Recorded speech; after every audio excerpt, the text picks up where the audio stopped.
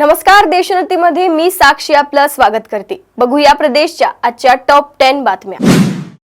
केज तालुक्यातील मसाजोगचे सरपंच संतोष देशमुख यांच्या हत्येचे प्रकरण ताजे असतानाच परडी येथे शुक्रवारी संध्याकाळी एका तरुणाला बेदम मारहाण करण्यात आल्याची धक्कादायक घटना घडली। या घटनेचा व्हिडिओही सोशल मीडियावर व्हायरल होतोय। काही तरुणांनी मिळून ही मारहाण केली असून शिवराज देवटे असे या तरुणाचे नाव आहे। एका टोळक्याने त्याचे अगोदर अपहरण केले आणि त्याला रत्नेश्वर डोंगरावर नेऊन बांबू आणि लाकडाने मारहाण केली। तसेच टोळक्यातील काही जण याचा संतोष देशमुख पार्ट 2 करायचा असे म्हणत असल्याचेही शिवराजने सांगितले। गेल्या महिन्यात माजी मुख्यमंत्री आणि ठाकरे गटाचे प्रमुख उद्धव ठाकरे आणि मनसे प्रमुख राज ठाकरे एकत्र येणार असल्याच्या चर्चांनी जोर धरला होता। त्यातच आता माजी मंत्री आणि ठाकरे गटाचे आमदार आदित्य ठाकरे यांनी राज ठाकरेंसोबतच्या युतीवर भाष्य केलाय। आदित्य ठाकरेंनी राज ठाकरे आणि उद्धव ठाकरेंच्या संभाव्य युतीबाबत प्रश्न विचारण्यात आला। यावर उद्धव ठाकरेंनी युतीसाठी प्रतिसाद दिला होता। महाराष्ट्र हितासाठी जे कोणी साफ मनाने येतील त्यांना आम्ही सोबत घेऊ, तसेच आम्ही स्वच्छ दिलाने पुढे येतोय असं आदित्य ठाकरेंनी सांगितलं।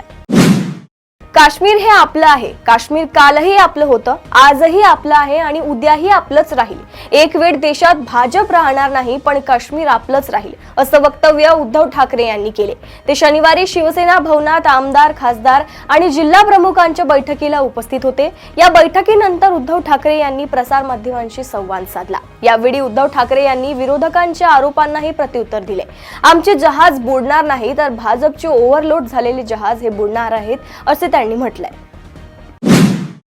पाटण कृषी उत्पन्न बाजार समितीमध्ये 30 लाखांचा अपहार झाल्याची घटना उघडकीस आली असून या प्रकरणी माजी सभापती, उपसभापती 21 जणांवर या गुन्हा दाखल करण्यात आलाय। तारडे आणि माणगाव पेट्रोल पंप व्यवहारात अनियमितता असल्याने संबंधितांवर सुमारे 30 लाख रुपयांच्या अपहाराचा ठपका ठेवण्यात आलाय। या प्रकरणात सचिव हरीश बंडू सूर्यवंशी याला पोलिसांनी ताब्यात घेतलं असून मल्हारपेठ पोलीस ठाण्यामध्ये गुन्हा दाखल करण्यात आलाय। धाराशिवच्या उमरगा शहराजवळील बायपास रोडवर भीषण अपघाताची घटना घडली आहे। या भीषण अपघातात बहीण भावाचा जागीच मृत्यू झालाय। उमरगा तालुक्यातील कोडसूर येथील रहिवासी शिवाप्पा आणि त्यांची बहीण अनिता माडी यांचा या अपघातामध्ये दुर्दैवी मृत्यू झालाय।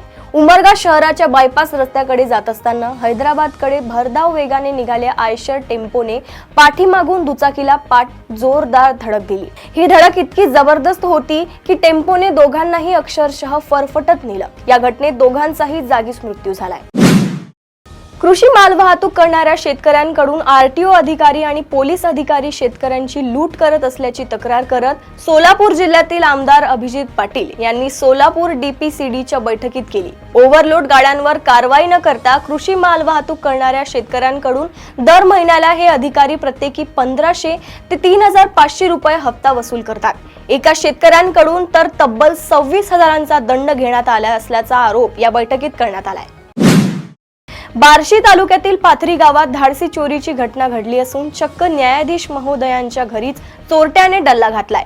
मध्यरात्री 1:30 सुमारास चोरट्यांनी घराच्या किचनच्या दरवाजाचा कुलूप तोडून घरातील ज्वारीच्या कोट्यातून जवळपास 20 तोडे सोने आणि 5,000 रुपयांची रोकड लंपास केली आहे। या प्रकरणी अज्ञात चोरट्याविरुद्ध बार्शी ग्रामीण पोलीस ठाण्यात गुन्हा दाखल झालाय।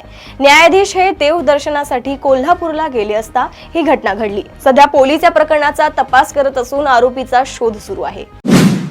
दहशतवादाला खतपाणी घालून पहलगाममध्ये रक्तपात करणाऱ्या पाकिस्तानला धडा शिकवत ऑपरेशन सिंदूर मधून भारताने दहशतवाद्यांचे तळ उद्ध्वस्त करून टाकले। यानंतर आता पाकिस्तानला आंतरराष्ट्रीय पातळीवर घेण्यासाठी केंद्र सरकारने तगडा निर्णय घेतला आहे। केंद्र सरकार सर्वपक्षीय खासदारांचे 7 शिष्टमंडळ परिषदेत पाठवणार आहे। प्रत्येक टीम मध्ये 5 खासदार असतील, यापैकी एक खासदार गटाचे नेतृत्व करेल। तब्बल 117 टीएमसी क्षमता असणाऱ्या उजनी धरणात पुणे आणि पिंपरी चिंचवड महापालिकेतून येणारे 20 टीएमसी पाणी संपूर्ण धरणाला विषारी बनवू लागले आहे।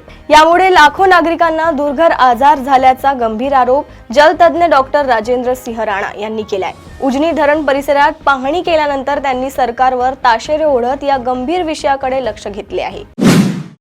हिंगोलीमध्ये भाजपच्या वतीने काढण्यात आलेल्या तिरंगा रॅली दरम्यान हिंगोली विधानसभेचे भाजप आमदार तानाजी मुटकुळे यांना अचानक भोवळ आली आहे। तिरंगा रॅली सुरू असताना तानाजी मुटकुळे जमिनीवर कोसळले। यानंतर एकच गोंधळ उडाला। या दरम्यान कार्यकर्त्यांनी अजिबातच वेळ वाया न घालता कार्यकर्त्यांनी आमदार मुटकुळे यांना रुग्णालयात उपचारासाठी दाखल केले। सध्या तानाजी मुटकुळे यांच्यावर उपचार सुरू असून आमदार तानाजी मुटकुळे यांच्यावर रुग्णालयात उपचार सुरू असून त्यांची प्रकृती स्थिर असल्याची माहिती उपचार करणाऱ्या डॉक्टरांनी दिली आहे।